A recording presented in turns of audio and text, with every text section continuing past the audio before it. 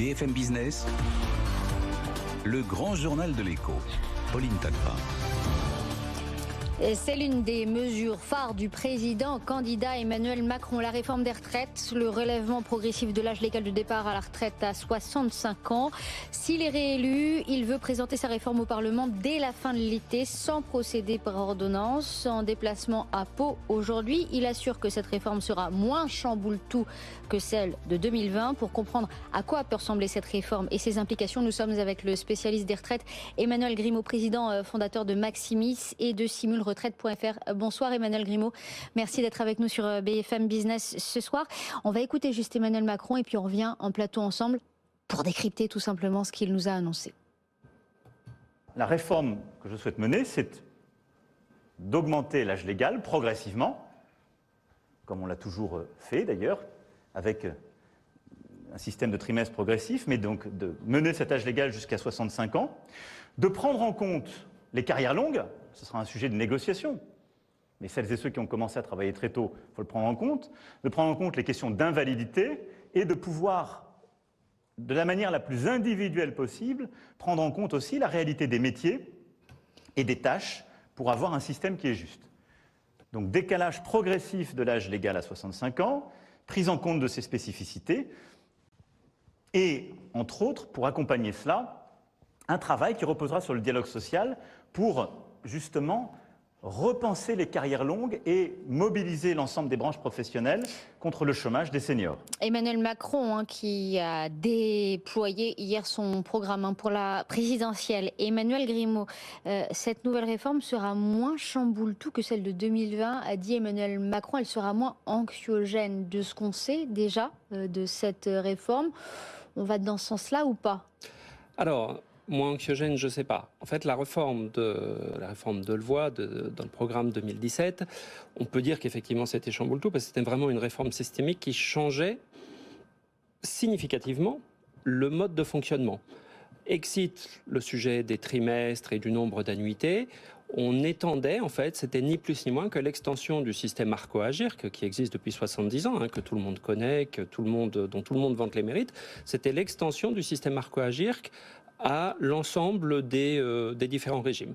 Mais ça a été très anxiogène parce que comme le système actuel est très compliqué, donc très mal compris, tout le monde, ou beaucoup, ont pensé qu'on avait à y perdre. Alors qu'en réalité, dans la réforme de 2017, il y a beaucoup de personnes, toutes les personnes qui ont des carrières incomplètes, qui ont des carrières atypiques, qui ont des carrières hachées, les femmes, les mamans, étaient vraiment les grands bénéficiaires de cette réforme.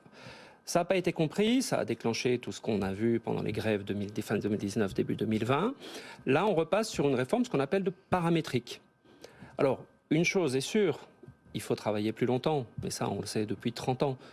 Donc, pourquoi ? Parce que l'espérance de vie s'allonge considérablement, parce qu'il y a de moins en moins d'actifs pour de plus en plus de retraités, parce qu'on est en meilleure forme aujourd'hui à 60 ans qu'on l'était il y a 20 ans ou il y a a fortiori 40 ans. Donc oui, il faut travailler plus longtemps. Deux possibilités principales. Une, c'est augmenter le nombre de trimestres. C'est ce qui a été fait régulièrement jusqu'à maintenant. Et aujourd'hui, ou en tout cas aujourd'hui pour les générations qui sont nées en 1972 et après, il faudra 43 annuités. La deuxième possibilité, ce qui a été fait en 2010 avec la réforme d'Éric Woerth, c'est de changer l'âge légal. En 2010, on a dit c'est plus 60 ans, c'est 62 ans, sauf carrière longue. D'accord ? Donc voilà, on est passé d'une réforme qui était effectivement assez complexe à comprendre, assez complexe à mettre en œuvre, qui avait le mérite d'aller vers un système universel vers lequel on ira tôt ou tard et qui serait une bonne chose à mon avis, à quelque chose de plus traditionnel qui est de dire on va... Alors il parle de l'âge légal et il a en même temps parlé du montant non progressif de trimestre, donc il faudra voir... C'est pas clair là-dessus d'après vous ? En fait, il faut clarifier. Je pense que l'augmentation du nombre de trimestres est à la fois plus simple et plus juste à mettre en œuvre qu'un système avec l'âge légal avec des dizaines et des dizaines ou des centaines d'exceptions sur les carrières longues. À voir comment ça va être arbitré dans les semaines et puis dans les discussions avec les partenaires sociaux, éventuellement avec l'Assemblée. Vous parliez de cet âge légal de départ. Alors Valérie Pécresse râle en disant que Emmanuel Macron s'inspire de son programme à elle. Éric Zemmour lui vise 64 ans, Marine Le Pen entre 60 et 62 ans en fonction de quand on a commencé à travailler. Et puis de nombreux candidats veulent à l'inverse baisser l'âge de départ à la retraite. On a Fabien Roussel qui plaide pour une retraite à taux plein à 60 ans. Même chose pour Nathalie Arthaud ou encore Philippe Poutou qui prévoit même un départ à 55 ans pour les métiers les plus pénibles. Emmanuel Grimaud, vous l'avez évoqué, mais cette retraite universelle, universaliste dont vous parliez, arrivera tôt ou tard. C'est reculer pour mieux sauter, là, ce qui est annoncé par Emmanuel Macron? En fait, ce qu'il a évoqué, c'est de le faire progressivement pour les nouveaux entrants sur le marché du travail. Mais, là encore, la réforme de 2017 avait le mérite de résoudre assez rapidement toutes les injustices qui sont faites par un système qui a été mis en place il y a 70 ans. Le monde a changé en 70 ans. Aujourd'hui, on travaille, et sans parler des nouvelles générations qui arrivent, qui veulent travailler différemment, s'arrêter, prendre des pauses, avoir plusieurs employeurs. Et c'est normal. Il y a aujourd'hui déjà plus de la moitié des gens qui arrivent à la retraite qui sont des polypensionnés, qui ont cotisé à plusieurs régimes. Il prévoit de prendre en compte des cas d'incapacité de carrière longue ou pénible. Il y a encore plein d'exceptions finalement dans cette retraite, dans cette réforme, Emmanuel Grimaud. Aujourd'hui, il y a encore, il y a depuis 2003, la réforme Fillon de 2003, la possibilité de partir en carrière longue pour les gens qui à l'époque avaient commencé à travailler à 14 ans. Aujourd'hui, c'est à 16 ans. Grosso modo, on a des carrières longues qui peuvent partir à 60 ans. Parce qu'ils ont commencé à bosser à 18, 19, 20 ans. Aller jusqu'à 65 ans, qu'est-ce qu'on va faire pour les personnes qui ont commencé à travailler à 16 ans 16, 17 ans, apprentis, boulanger, etc. Va se poser la question. D'autant plus qu'il y a les sujets d'espérance de vie. Il y a beaucoup de sujets qui rentrent en ligne de compte. Alors, l'une des raisons aussi qui est possible, c'est de dire... Pour financer des petites retraites plus élevées, aujourd'hui on est à 900 € sur l'APSA, c'est la retraite minimum, pour passer à 1 100 €, ça coûte 2 à 3 milliards.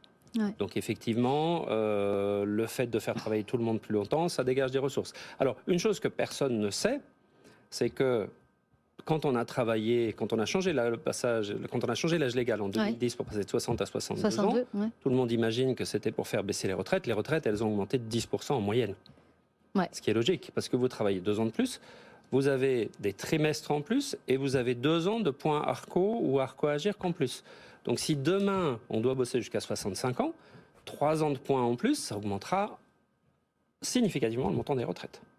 Cette réforme plus celle de l'assurance chômage vont permettre de réaliser environ 15 milliards d'euros d'économies. En tout cas, c'est ce qu'on peut chiffrer aujourd'hui. C'est le chiffre d'après vous aussi, Emmanuel Grimaud ? Pour moi, c'est beaucoup plus. Pour la partie retraite, on parle de 12 milliards, mais c'est 12 milliards sur la CNAV. En 2010, justement, entre 2010 et 2017, la CNAV a économisé 12 milliards grâce au décalage de 2 ans. Donc, si on décale de 3 ans, on sera à 12 milliards parce qu'il y aura les coûts dont on a parlé, par exemple, sur les petites retraites. Mais il y a également des économies sur l'ARCO-AGIRC, il y a également des économies sur l'ensemble des régimes. Donc, en réalité, ce sera beaucoup plus que 12 milliards. Il y a une vraie urgence économique à faire cette retraite, Emmanuel Grimaud ? Alors, on a un déficit qui est estimé, attendu pour 2025 à 7 milliards. 7 milliards, c'est tout à fait gérable parce qu'effectivement, en désindexant un petit peu les retraites, l'âge légal, Édouard Philippe l'avait dit en 2019, on va passer naturellement, pardon, pas l'âge légal, mais l'âge moyen de départ va se décaler puisqu'on nous demande de travailler 1 an et demi de plus. On rentre plus tard dans la vie active, c'est prouvé par toutes les études de la CNAV, et on va devoir travailler 1 an et demi de plus. Donc Édouard Philippe nous a dit on va arriver progressivement à un âge de départ à 64 ans. Donc on va dire que ça faisait une partie de la nécessité, ce décalage de l'âge de départ. Ensuite, oui, c'est vrai que là encore, le nombre de retraités augmente et l'espérance de vie gagne, hors période Covid, mais on gagnait quoi, 4 mois tous les ans, je crois. Donc effectivement, oui, travailler plus longtemps, c'est une nécessité. C'est une urgence économique. En tout cas, on voit bien que ce sujet, que cette réforme des retraites est au cœur des débats et va l'être encore dans les semaines qui viennent. Il y a Anne Hidalgo aussi qui réagit, qui veut un départ à 62 ans, qui veut un retour des critères de pénibilité et qui dénonce une violence sociale inouïe.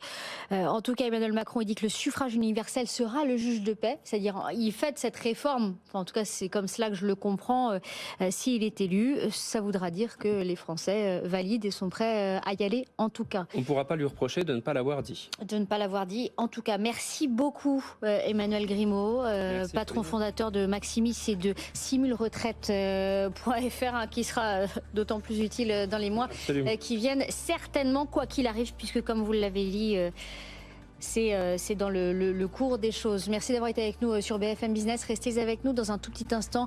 Un autre sujet à la une ce soir, c'est EDF. On en parlera avec Mathieu Pechberti et Nicolas Goldberg. À tout de suite.